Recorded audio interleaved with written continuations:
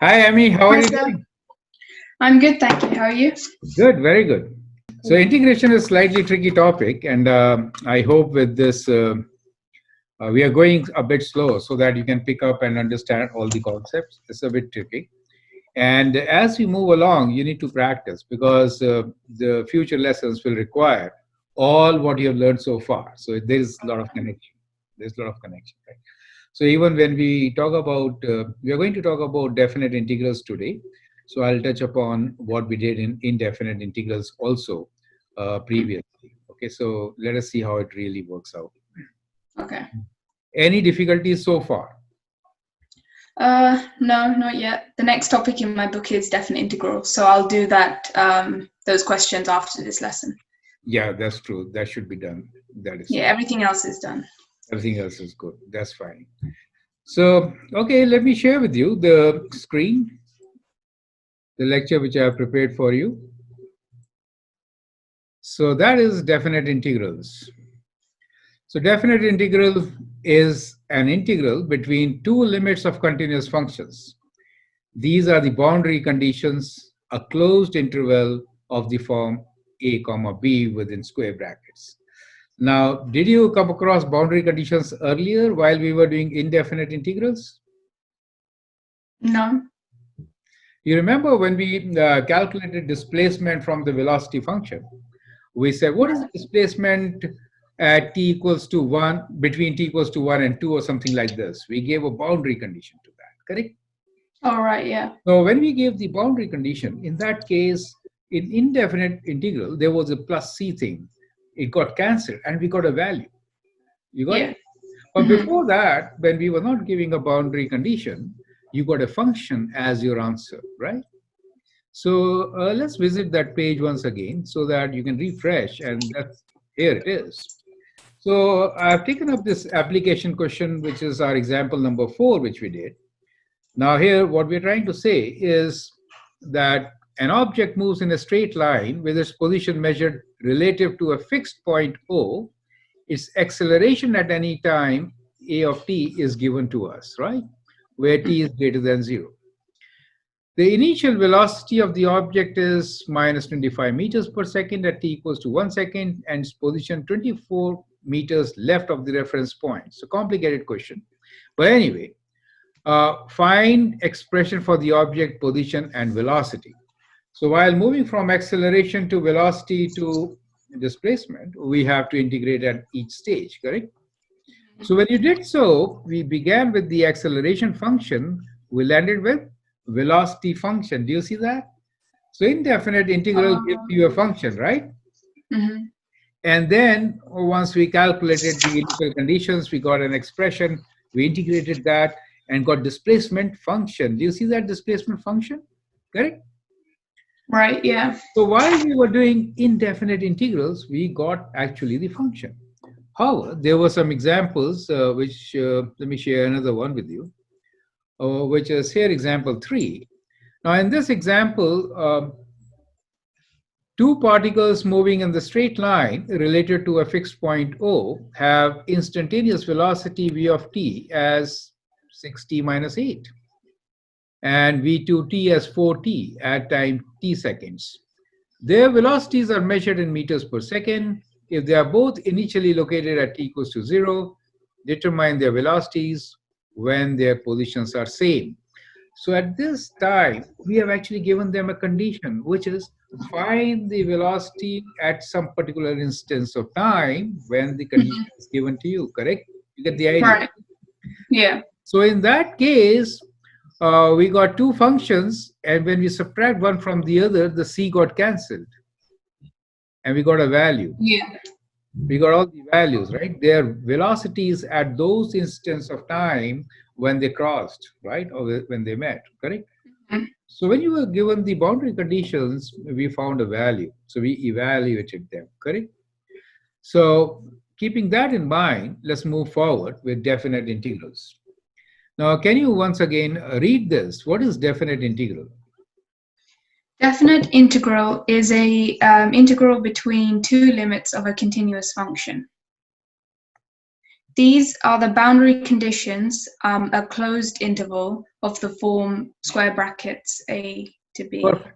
Now, very important things is that we are always given two limits, right? From two, correct? So in integral sign, we have added these two limits, one at the bottom, one at the top, and that is the nomenclature. That is how we'll be writing now the integral sign for definite integrals. Remember that the function should always be a continuous function within the closed interval. This is always a closed interval, okay? So we are always looking into a continuous function within the closed interval, and the function should be differentiable within the open interval of a and b, okay? So only then you can have a derivative of that function, right? So All right. that is also a very important part. Now, as we saw earlier, you can actually find the integral, which will be f of x. But when you put in these values a and b, then it is f of b minus f of a. And that difference gives you the value. Perfect? So we'll always get a value, not a function, when we are trying to evaluate definite integrals. Does it make sense to you? Yeah. Correct? Okay. Now, this fb minus fa is also written as f of x, and the limits written like this from a to b, right? So in short, we are going to write like this also as we move along, where definitely f is the antiderivative of f. That really means that the derivative of f is the function itself. Clear? Okay. All right. Now, to evaluate definite integrals, the indefinite integral is calculated at a and at b. This is what a and b, these two are indefinite integrals at a and b, right? The difference between these two values provide the value of definite integrals. Mm-hmm. Is that clear to you? So the whole Mm-hmm. process is explained. First, you find the indefinite integral function, substitute the value b, find f of b, substitute the value a, find f of a. Difference between these two will give you the value for the definite integral. Is that clear to you? Yeah. Very good. Note, the function should be continuous in the given closed interval. One. Second, definite integral will normally result in a value. Remember, indefinite integral provides a function, correct? Now let's look into some properties of definite integrals. Here we have listed 4 of them. The very first one is definite integral is a real number in contrast to an indefinite integral, which is a function. Its value depends on the limits of integration, that is from where to where, right? That is what gives you the value. It depends on the limits of the integration, but not on what letter you choose for variable integration. What I'm trying to say is not really on whether it is function of x, function of t, function of height, or whatever. It doesn't really matter to that extent on those values. Right? So what I'm trying to say here is you could use any letter here. Now, variables of integrations at times are also called dummy variables. So they don't really have any significance. We are only saying it is a function of z, and we differentiate or we integrate with respect to z. Is that okay? But could Yeah. be any variable here, and these two values really define the value of definite integral. We'll actually work on this more when we talk about fundamental theorem of calculus tomorrow. Is that okay? Yeah. Okay, so we'll actually look into this in details further. Now, A and B, if I replace B with A, that means I'm saying interval is from A to A itself, right? In that case, Mm-hmm. the value of definite integral will be 0. The same value subtracted from itself will result in 0. It makes sense, correct? So the Right. value of definite integral for the same limit is always 0, right? The second important thing is that the sign of integral changes when the limits are reversed. What I'm trying to say is, earlier if it is from A to B, if I flip it and write B to A, then I have to write negative here. So it reverses. So A minus B is equals to minus of B minus A, clear?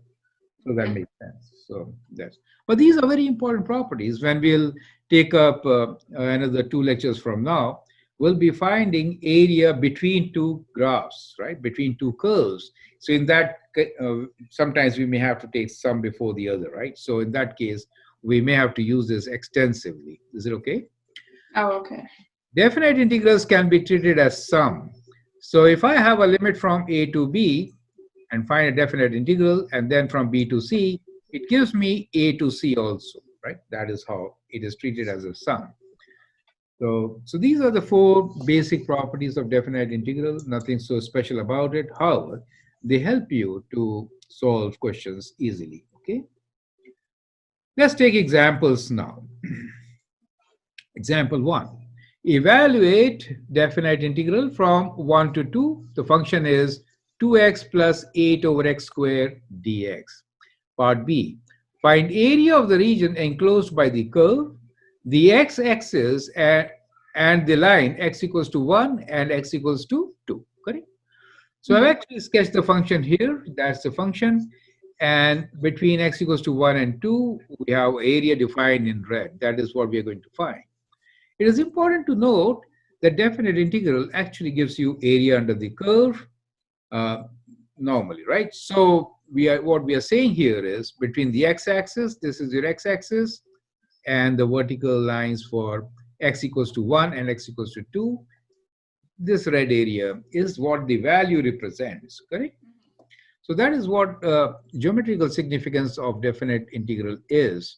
And this part also we'll look into next lecture, which will be on fundamental theorem, okay? Yeah. So let's evaluate. Do you remember the formula? We'll just apply our standard formula for integration, right? So we know x to the power of n is x to the power of n plus 1 divided by n plus 1 plus c. So that is your indefinite integral, right? So when you are evaluating definite integral, first step is to find indefinite integral. Second step, you just work out these limits. Is that clear to you, right? Okay, yeah. So the function is 2x plus 8 over x squared. What is the integral for this function?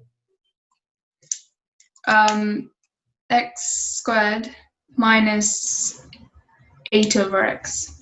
Correct. Because when you do x to the power of 2 and divide by 2, those 2 cancels, we get x squared. And in this case, 2, this is minus 2. So minus 2 plus 1 is minus 1. That gives you this negative 1. X comes in the denominator. So this part here in the center is actually the indefinite integral, correct? Mm-hmm. And now we put the limit 1 to 2. That means f of 2 minus f of 1. That is what we are doing now, correct? So when you substitute 2 for x, you get 2 squared minus 8 over 2. And then when you substitute 1 for x, you get 1 minus 8 over 1. And the result is plus 7. So we know the integral, which I'm writing as I now, is 7. So that is the answer for part A, evaluate the integral. Now sometimes this could be negative also, but the area is always positive. Part B is find the area of the region enclosed within the same interval, x1 to 2. In that case, we'll just take absolute value of what we found. It was 7. We'll include the units of area, unit square, and write down our answer. Sometimes this is negative. Take the absolute value and include units for area in your answer. That is the difference, okay? Make sense? Yeah. Now let's take example number 2. Given integral from 4 to 12, 1 over square root of x dx is a plus b square root c. So we are giving you an expression for the integral. Find the value of the integers a, b, and c. Now that is a very important question from CGSE level A test point of view. Now most of the questions there will involve, such type of questions where you need to match the values and then write down the answers. Perfect. So this is a very typical question for you, Emmy. So be carefully look into it, how it should be done. The process is exactly the same. You just evaluate. I prefer to use capital I for evaluating the integral. So definite integral, first step, of course, is to find the indefinite integral and put it in your special brackets with the limits, lower bound and upper bound. And then when you find the difference between this, you get the value for the integral, right? So Mm-hmm. square root of 12, which sometimes we may like to work on, 4 times 3, a perfect square, and 4 square root is 2 taken outside, so we get 4 square root 3. So that's how I got this 4 square root 3. And here square root of 4 is 2, 2 times 2 is 4, and that's what we get.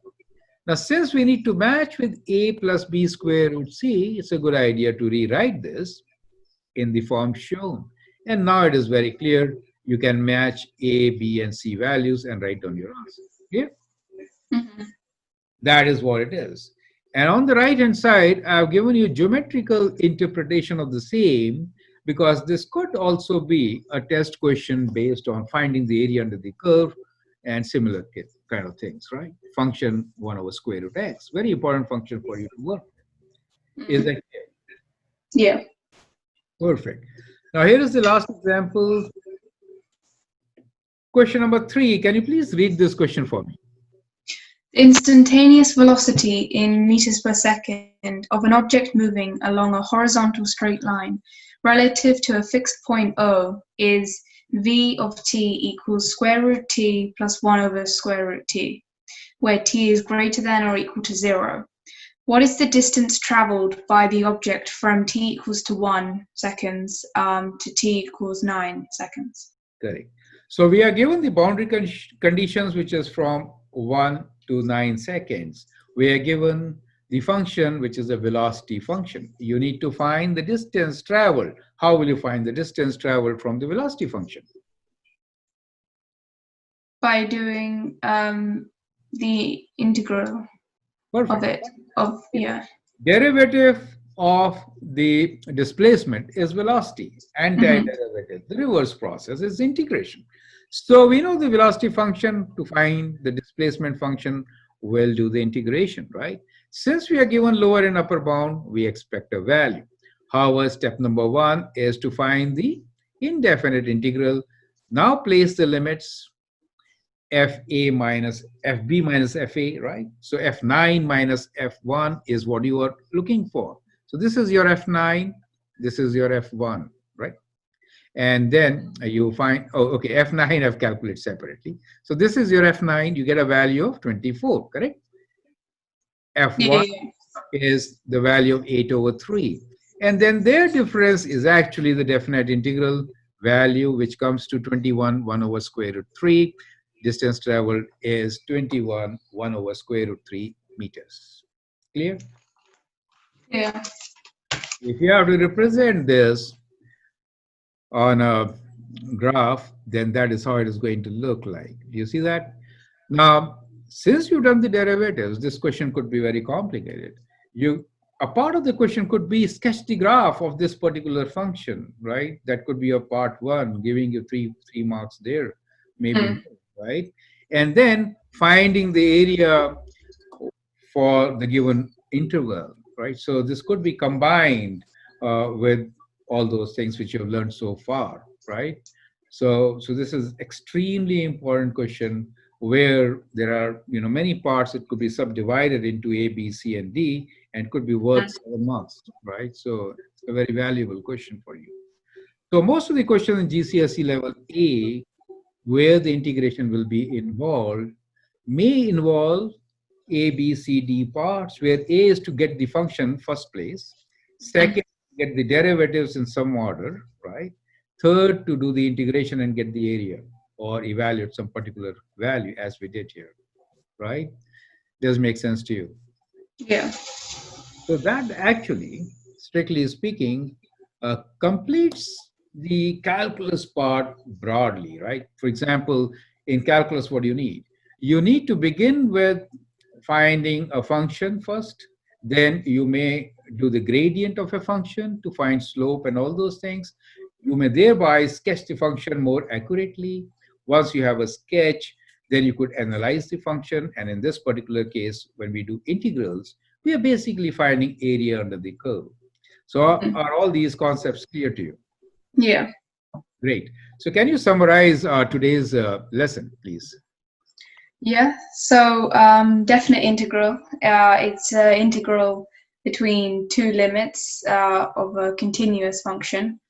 And it has to be, it's got boundary conditions, so it's in a closed interval. So that's when you have the symbol and you've got B and A.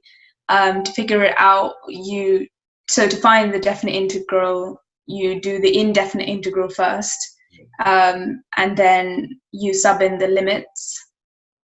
And and when you're working out the area under the curve, because area is always going to be positive, you always take the absolute value. And definite integral usually always ends up being a value, whereas the indefinite integral is a function. And when you find area, include unit square. That is critical, right? So normally in the question there won't be any units, but when they say area, just write unit square. And if there are units, for example, we did some questions where the units were there, meters, for example, then write meter square. So that is kind of important. Otherwise, you might just lose 0.5 marks there also, right? So I hope that is useful. In the next lesson, we are going to move further. We'll understand definite integrals, their origin, and the fundamental theorem of calculus, which is part 1 and part 2.